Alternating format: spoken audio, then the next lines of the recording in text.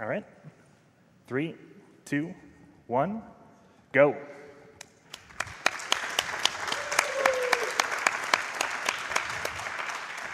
So 1001 Spikes is a precision platformer, but it's pretty straightforward.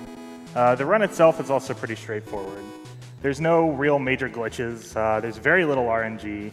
It's mostly down to knowing the movement techniques and also knowing the shortcuts through levels, of which there are quite a few. Right now we're in the tutorial area, so there isn't really much in the way of that. But one thing you'll notice me doing right now is canceling the clear screen. You do that at the end of each level, and it saves roughly 2 seconds per level, which adds up to exactly a ton of time. And it's basically free, so why not?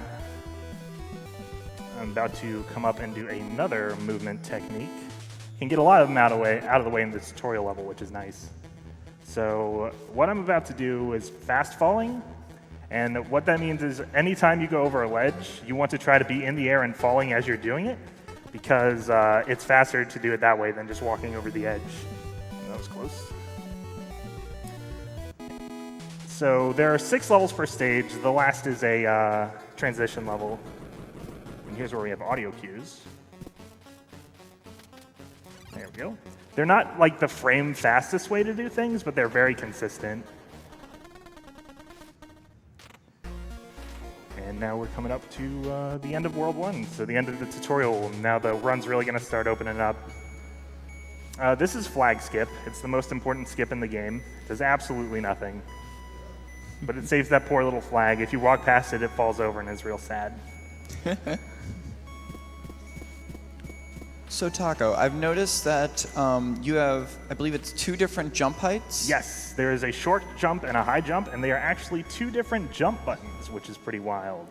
That throws a lot of people off when they first start playing, but I actually really like it. Yeah, it definitely works really well. Another audio cue here. Nice, got it. So I'm going to start talking about the level after this one. It's where we, 2-3 is where we start using our next major movement technique. And it's the first real hard level in the run. There's just very little room for error and if you want to get the fastest route through it. Thankfully, there's a way to recover that, but you lose a couple seconds. So I'm going to go for it. And if I don't get it, then I'll flop around and die on the level for a little bit, because that's usually what happens. See, the first jump is also real tough. And it makes you look like a dork as you just fall down. All right, let's go for it. Got it. Nice. Nice. That's a lot harder than it looks. Yeah. So what I just did there is a buffered jump. And what that means is 7 frames before you hit the ground, you can put in another jump command. And as soon as you hit the ground, it will immediately execute that jump command. It's a lot like, canceling moves in fighting games, or I think there's something like it in Dark Souls too. It's pretty common in a lot of games, and it's real helpful. This is the first real hard level of the game casually, because the top layer of the level is just full of all sorts of nasty traps. Thankfully, we don't have to deal with those. We're just going to go this way. And I'm going to fall in the flamethrower. But thankfully, I don't have to do the top of this level anymore, because if I had to, I wouldn't be able to, because I forgot how to do it.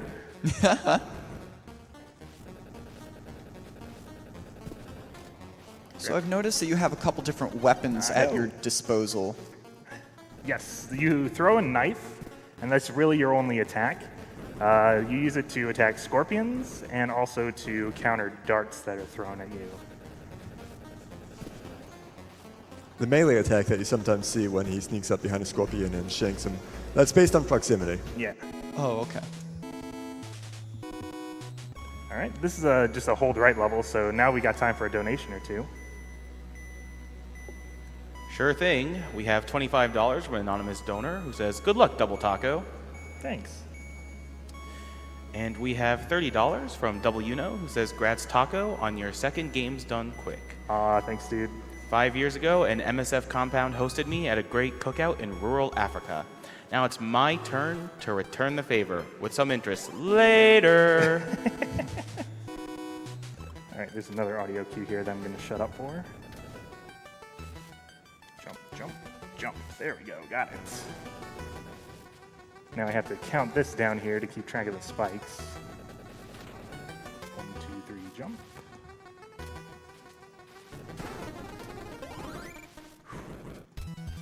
All right, hard part of that level's over.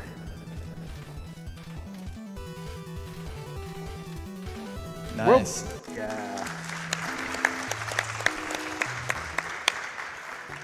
World 3 looks really impressive, and for the most part, it doesn't have that many complicated things going on in it. It's just a little bit of relaxation before we get to World 4 and 5, which are just real tough. There's time for another donation or two if you want. Sure thing. We even got a bunch of donations. No. We have $20 from All or AAL, who says, ha ha ha, good try. Here's the money. Your choice, announcer. And that is for EGA for Ayla's name and Chrono Trigger.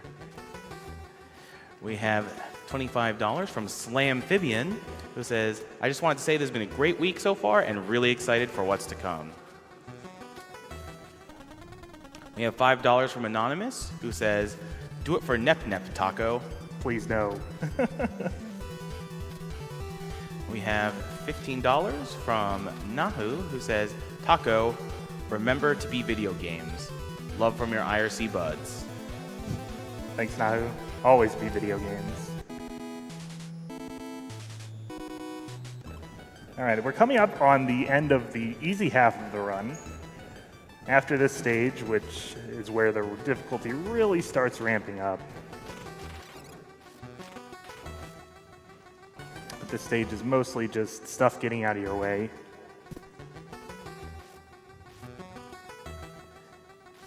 So may I ask what those skulls are? I assume that they're some sort of collectible that is probably not necessary to, say, like an any % category for this run. Right. Ah, dang it. I tried to save that. The skulls, there's one in each of them in the Ukampa half of the game.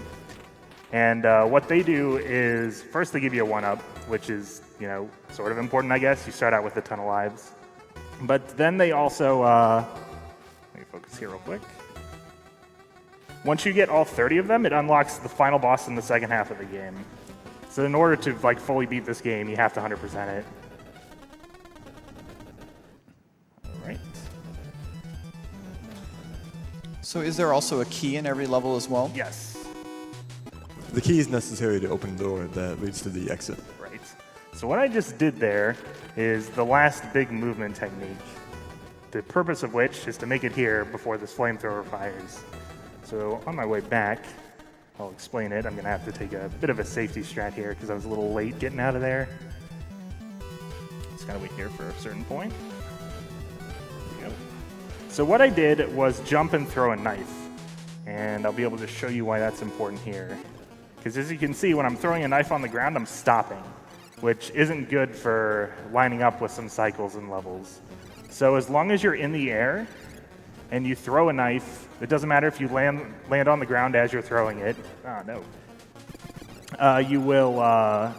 You won't stop moving. So that comes into play in a few levels in a big way. And what you just saw me do there was be right outside of the stab hitbox. There's only a certain range you could do it at.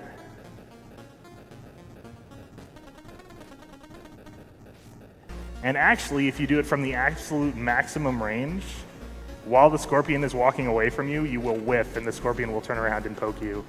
Oh, now I get to wing this too.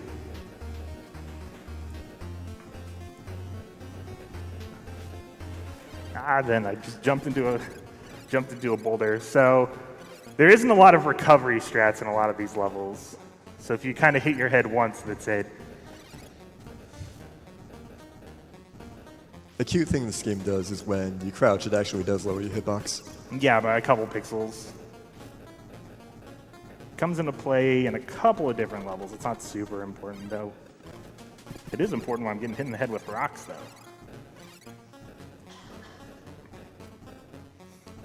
So I'm just going to try to focus up and get through this level so we can get on to even harder levels in World 4.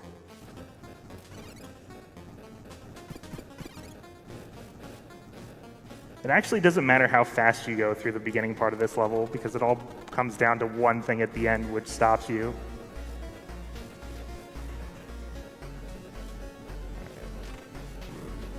There we go. So you have to wait here for these spikes. So no matter how fast you go through the first part of the level, it all comes down to that. There you go. All right. So now we're on our way to World 4. World 4 has a lot of people's favorite music in the game. I've grown to dislike it because the world's really tough. But the music in general in this game is super good. With the exception of one track, which I'll let y'all enjoy when we get to it. So World 4 is going to have some stuff that may at first glance look like it's RNG, but it isn't. So these fireballs here are not RNG. There is RNG, but it's not until later in the run, so we can just kind of weave through them like this. Oh no, and miss it. Let's just start over. I don't know how to deal with that.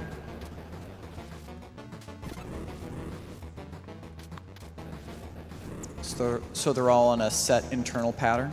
Yes. Oh man. Let's see if I can wing this. Nope. This strat is extremely hard, by the way. Yeah. There's an even harder version of it too in the IL. I don't think that harder version was even around when I was running the game. Okay. There we go. So now we get to weave through these. And take a little safety strat here. Give me more time down here because then you can fall and miss that orb. Now 4-2 is pretty cool. It's also the hardest level in the run. And the reason it's cool is it has every single movement technique in the entire game in one level. So we're using buffer jumps here. Audio cue. Fast falls over here. Oh gosh, I remember this level when I was playing casually. I had no idea how to get through that spike falling tunnel. Well, I screwed up the scorpions, but I might be able to recover it here. Yeah, I'm just gonna have to take it real slow through this level, unfortunately. No, and then sometimes you don't stab when you go for the stab. I haven't quite figured out how or why yet. So now I live on 4-2. This is my home now. Interesting home. Yep, it's comfy. I bet it's hard to get insurance on, though.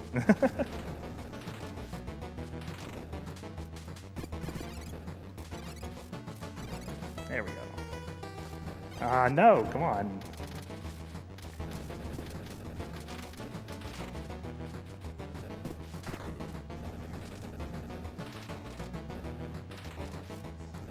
Let's see here.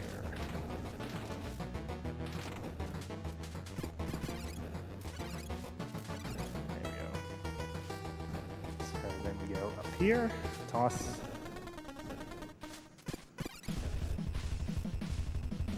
There we Nice. go. Got Awesome. it. It looks really cool when you get it. All right, we got time for some donations on this level. Will do. We have $50 from Samba de Amigo. He says, "Good luck, Taco, and remember, I am the champion of the ninjas." Y'all should watch Ninja the Protector. It is a heck of a movie. We have $200 from Zeke15, who says, "Go Taco, love Zeke." Aw, thanks, Zeke. Love you too, Zeke. We have $20 from Palacer, who says, "Hi, Double Taco. Good luck on the run. Glad I get to see the face behind the voice. Also, deja vu? I think you've been here before. Also, hi, Best Bud Metal Llama." Hi, Palisaro. Love you, dude.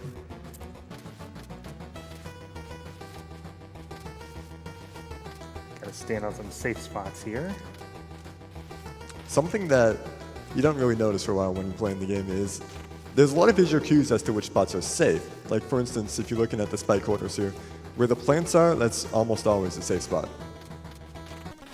And those light blocks in the top row are where it's safe to stand when those spike cycles are going through. So this level's an auto scroller, and at this point I'd like to give a shout out to the French restream where the world record holder Barramundo is currently doing commentary, because I like dying on this level when we race, especially at the end of it.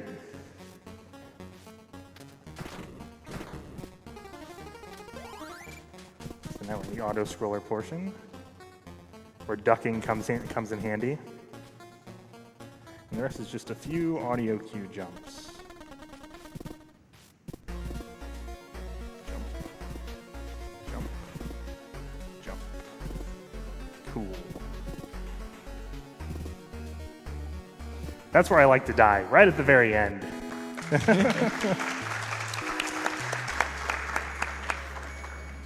All right, so now we're coming to World 5. World 5 is also really difficult, and we're going to get our first bit of RNG. So I'm going to clam up real hard in 5-1 because there's more fireballs in it, and this time their position is random, and they're right over the door too, which is super nice. I don't know what it is about these indie platformer devs. They really like to throw random stuff at you. Yeah, there's a few real mean exits to levels. You also have to fall and hit orbs. Yeah, 5-1 is just a hard stage in general. That cue is pretty rough. All right, fireballs, play nice.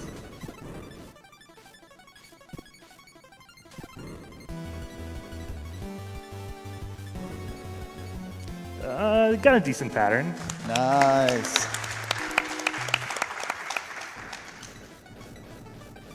All right, 5-2 is another little breather stage before 5-3, which is another 5-3 and 5-4 are back-to-back really hard stages. This just has a little audio cue coming up here for these little moving platforms. Jump.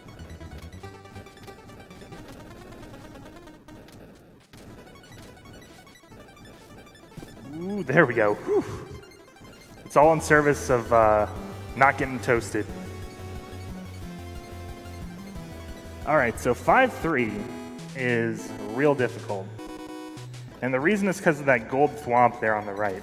It hops the direction opposite you're facing, so we want to grab the key and still have it hop to the right. Let's see if I can get it first try. Nope. It's pretty rare that I get it first try. It's a really tough jump.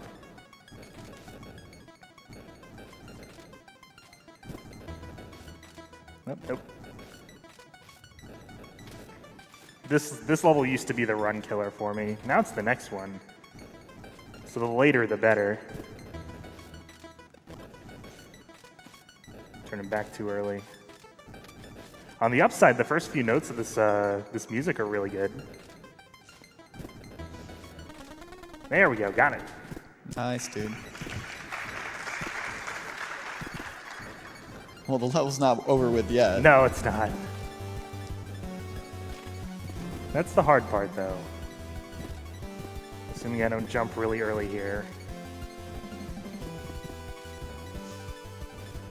There we go, cool. All right, now we can clap. Now the hard level.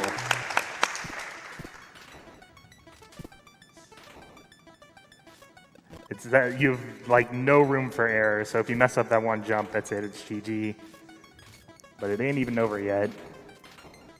I deal with these, and then get a jump down here, right?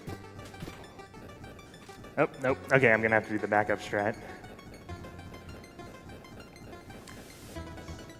You want to get here about half a cycle before when I did. Ah, no, and then get stomped. So now I have another opportunity to show you, because it's pretty cool. Again, we get to enjoy the first few notes of World 5's theme. It's a lovely theme. I can't think of a single song in this game that I dislike. I think it's like 2 frames that you have to jump there. And this is 60 FPS? Yes.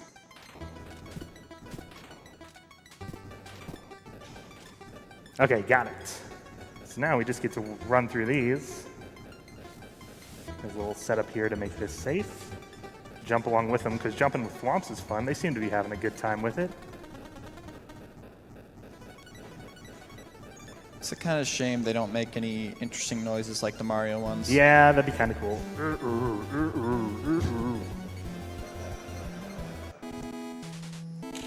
Nice. So that's the last hard level in the run. So now we just have this little almost freebie until you fall down in the fire and die in the middle of a race. I didn't do that. Nope. Shoutouts to Bearmundo again. And now we are leaving World 5. World 6 is just a couple of corridors in the final boss, and also the last bit of RNG in the game, right at the end of the run. Because this is a very nice game. It has the player's blood pressure in mind. So we have a little hallway here. You can read a donation or two. We have $150 from Oscar62 saying long-time watcher, first-time donor. My friend passed away recently, and since he was an avid gamer, donating to this SGDQ seems appropriate. He was also an avid Castlevania fan, so doubly appropriate. In memory of Dory, from Oscar, Odin, Olaf, Danny, and Bjorgvin. All right, so what I'm doing here, on the first and last key here, I'm canceling the animation. It's the closest thing to a glitch in the game, and it opens the door to the final boss. So now we're about to hear the best final boss theme of all time. So I'm just gonna shut up for a few seconds and let you all enjoy it.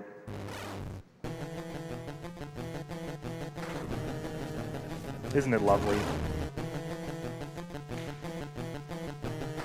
One-winged angel, got nothing on it.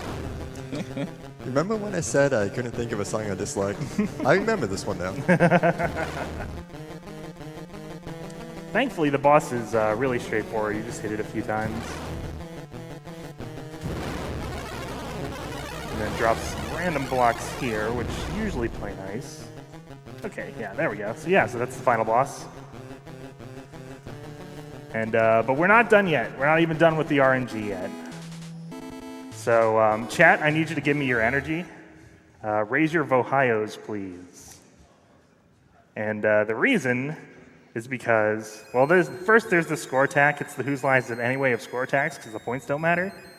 But this door here, this block here is a door. Then after this score attack will open anywhere between 2 and 10 seconds after the final music starts. There is nothing you could do to influence that at all. So you could be on PB or even world record pace and you just get to wait 8 seconds at the door. It's like, great. Did anyone ever find out what causes that? Nope. And in practice, I've been getting full 10-second doors, so you owe me one door. Door. Hey, gave me an all right door. Thanks, door. And this is just a pretty straightforward escape. You get a little reminder of all the obstacles you face as you run by them. By Thwomp. And time's going to be coming up after I grab this final key, and the screen will fade to white, and so after the fade.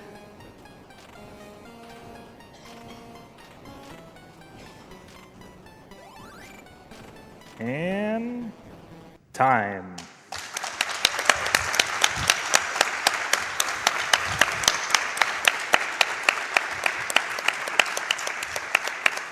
What was the time on that?